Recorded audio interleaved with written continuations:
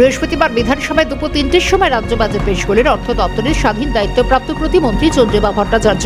Budget অধিবেশনে রাজ্যের বেকারত্বের খতিয়ান তুলে ধরে কেন্দ্রের সঙ্গে রাজ্যের তুলনা করলেন চন্দ্রিমা ভট্টাচার্য।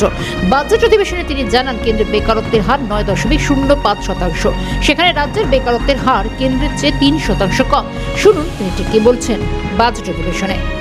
ভারতের জাতীয় বেকারত্বের হার ৯.০৫%, যেখানে আমাদের রাজ্যে বেকারত্বের হার জাতীয় হারের থেকে প্রায় ৩% কম।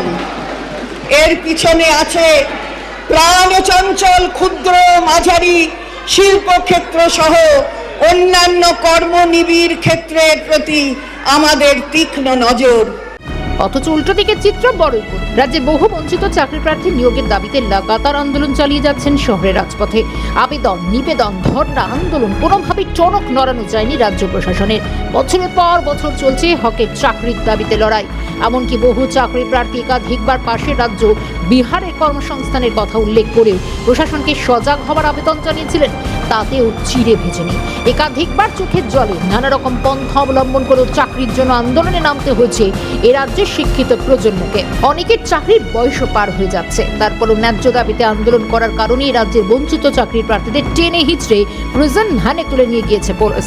১-২ বছর নয়, সুদীর্ঘ কয়েক বছর ধরে চলে আসছে আন্দোলন। তবে নিয়োগ অধরাই। তার মধ্যে উপরি পাওনা হিসেবে রয়েছে রাজ্যের একাধিক ক্ষেত্রে নিয়োগ দুর্নীতি, আর তাতে নাম জড়িয়েছে রাজ্যের শাসক দলের নেতা মন্ত্রী। তারপরও রাজ্যের অভ্যন্তরীণ করুণ চিত্রের এতটুকু বদল হয়নি।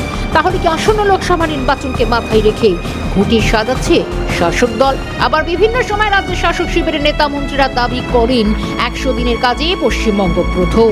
আবার অর্থমন্ত্রীর দাবি বেকারত্বের হার রাজ্যে কম। ফলত প্রশ্ন উঠছে, তাহলে কি ১০০ দিনের কাজের নিরিখে এগিয়ে বাংলা? ১০০ দিনের কাজেই কমেছে বেকারত্বের জ্বালা? তাহলে কি রাজ্যের শিক্ষিত আন্দোলনকারীদের জন্য বরাদ্দ হবে ১০০ দিনের কাজ? তাই কি নিয়োগ নিয়ে হুঁশ ফিরছে না প্রশাসনের? অন্যদিকে বিরোধী দলনেতা শুভেন্দু অধিকারী জানিয়েছেন, বৃহস্পতিবার বাজেট অধিবেশনে সংবিধান অনুযায়ী যেসব বিষয়ে বাজেট হওয়ার কথা তা না করে শুধুই কেন্দ্রের বিরোধিতাই যেন মূল প্রসঙ্গ হয়ে দাঁড়িয়েছিল।